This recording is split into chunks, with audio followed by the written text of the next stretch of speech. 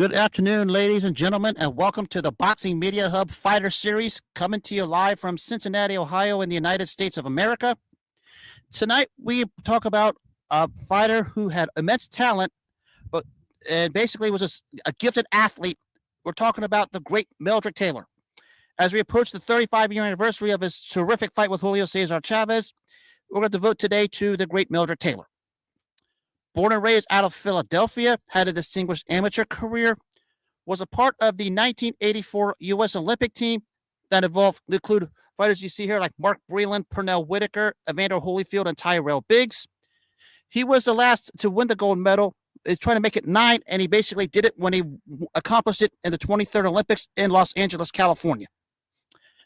Once he turned pro, he basically became the head of the 1984 class because he developed quite faster, basically was ahead of everybody else because people were enamored by the fact that he was a very flashy fighter with great speed, great skills, and given the Philadelphia background he had, people were enamored to see what this guy brought to the table. He developed, basically the most flashy fighter in the sport at a time when flash was starting to go away a bit, especially with Sugar Ray Leonard sidelined. Meldrick Taylor was the flashiest fighter in the sport, the one everybody wanted to watch south of the heavyweight division because he brought that kind of an excitement. In just his 21st professional fight, he brought an unbeaten record of 19-0-1 into the ring against a very experienced James Buddy McGirt, who was a pro who had won over 40-some-odd fights and won the junior welterweight title. Taylor overwhelmed him to win that particular championship, and now the talks began between him and Julio Cesar Chavez.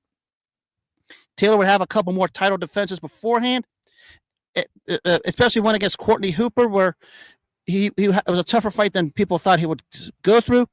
But that set up the March 17, 1990 showdown against Julio Cesar Chavez, the super fight of all super fights. Basically, we talk about super fights. None was better than this. St. Patrick's Day 1990.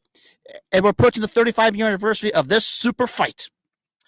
Julio Cesar Chavez brought the distinction of the best fighter in the sport, pound for pound. But for the better half of this fight, Meldrick Taylor did anything and everything he wanted to. Control the ring, use the speed, good lateral movement, in and out, putting the combinations together, reminding you of what Ray Leonard did at Ray Leonard's heyday, and basically looked like he was going to run away with a victory with this fight.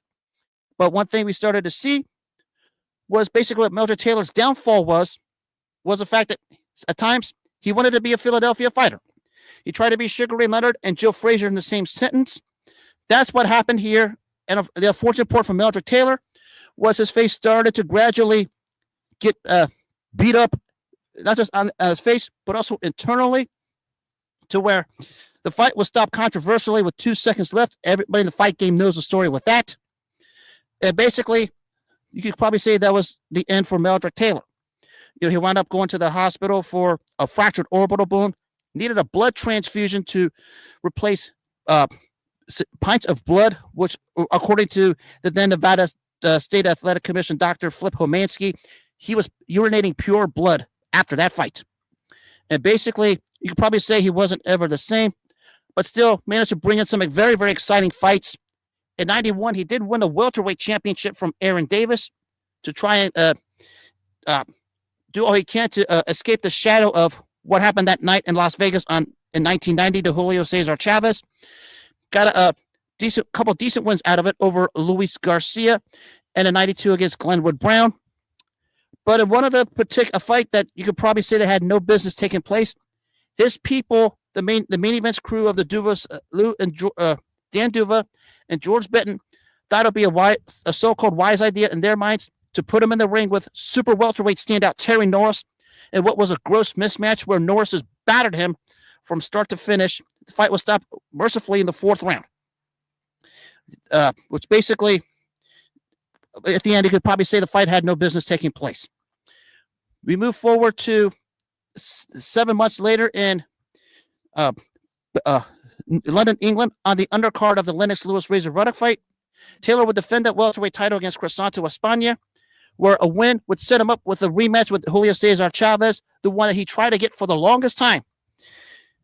But what happened on that night, Crisanto Espana broke him down, basically just stopped him in the 8th round, gradually physically broke down Meldrick Taylor because he was an opposing 5'11 welterweight to a 5'6, basically junior welterweight, where it was a size mismatch. And the capper for Taylor was the rematch with Chavez in 94, where he was stopped in 8 rounds. A rematch you could say that was maybe 2 to 3 years past his expiration date. But it doesn't deter the fact that when he was at his best, nobody was more fun, nobody was more exciting, and in terms of pure special talent, no one was more special than Meldrick Taylor. I mean, when he was on all the networks, whether it be top ranked ABC, NBC, HBO, Showtime, whenever he was on, you wanted to tune in to watch him because the guy was absolutely special.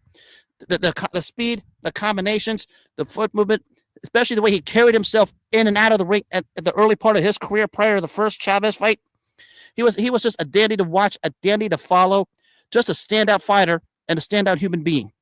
Now, of course, after the Chavez fight, he carried on longer than he should till 2003, when basically the commission said, we're not going to let you fight anymore, given how bad he looked with his eye and his speech. You can almost see his speech was slurring at that point.